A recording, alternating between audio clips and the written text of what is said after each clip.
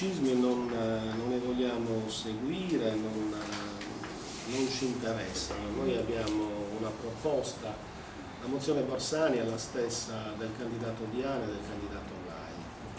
In Sardegna ho cercato di dire quali sono le ragioni che hanno portato a due candidature.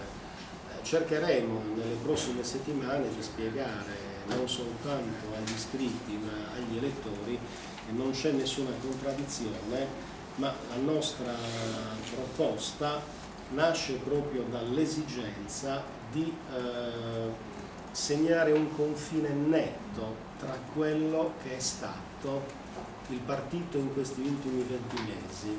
È un confine netto, se posso permettermi, senza che nessuno me ne voglia, anche con i protagonisti di quella stagione. Noi pensiamo a un partito nuovo, te la dico brutalmente, io sono tra quelli che pensa che nessuno di noi è adatto a tutte le stagioni.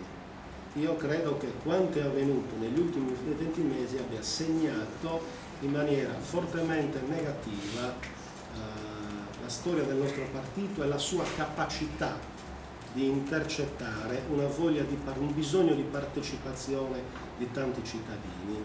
Noi cerchiamo di fare una proposta che si muove in questa direzione, lo facciamo senza tatticismi, discuteremo con tutti, ripeto, siamo interessati all'indomani del 25 ottobre ad avere un partito che si ritrova unito per lavorare su cose concrete, sul merito, su proposte, su progetti e non su discussioni tra nottabili del